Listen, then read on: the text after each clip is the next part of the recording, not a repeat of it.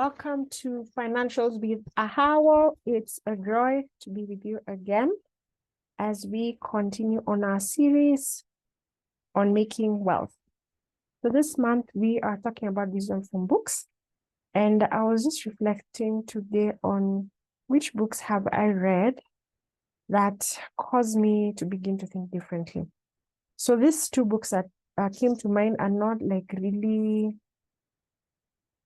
100% like books should follow everything, but it's just a way to get your mind thinking differently because they have been critics on the same book. So just to put it out there, but they were instrumental for me. And I read them when I was pretty young. So the first one, which we all know about, is Rich Dad Poor Dad, Rob Kiyosaki.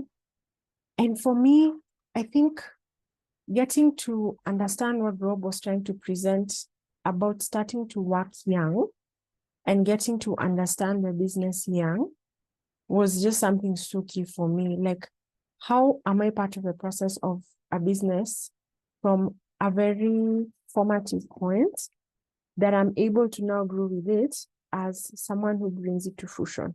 And you're just looking at how the two dads were able to kind of bring up their children. So for me, that really got me thinking, like, what involvement does it take for me to be able to really say that I understand this business, or now I'm bringing up someone else who understand the business. So that kind of challenged me. Like, how do you think in terms of growth rather than things are just there for you to take, but how do you grow from the ground up with something and have such a foundational understanding of it that you can be able to now make it run?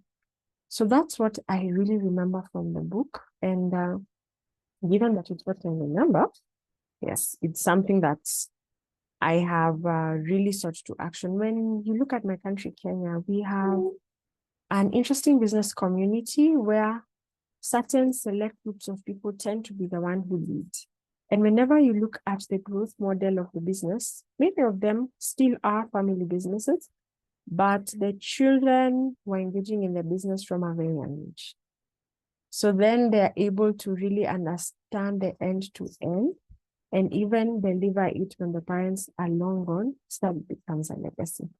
And they are able to also put into practice the same ideals that kept the business afloat, as opposed to others that we've seen where people have grown up, done everything everywhere, and only come and been given like a top position and have zero grounding on what the business is about. So that's just an effort for me as we make wealth. How young do we involve those that we are bringing up in the process so that their mind begins to think differently? I was listening recently to a couple that does online guidance on finances, and this particular lady is currently like a celebrity financial coach. And she's talking about how she went to all these good schools and so her family really put in effort to get her an education, but she didn't learn about money. Now, this is linked to a conspiracy by certain people. Allow me just not to mention the name. Maybe I'll tag the video and you just go and listen for yourself.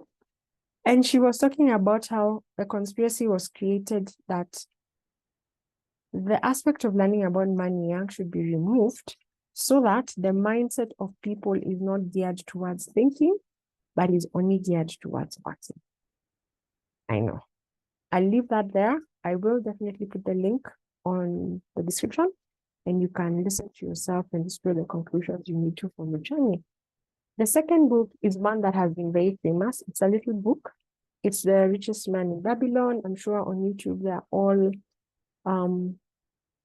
summaries and all of that. But for me, I love the practicalness of the small things you needed to do. Like, it wasn't like this one big thing and then it's done. It was literally like breaking it down, slowly by slowly, piece by piece, kind of like in an animal hunts, and then it just settles and it starts taking bit by bit so that it builds up to what it wants to become. And you could see the principles that were being applied are so easy to bypass, yet they're the core things you need to put in place to get to where you want to go. So for me, those two books really shaped my mind. I didn't take everything full circle, as I've said. So don't say how to last.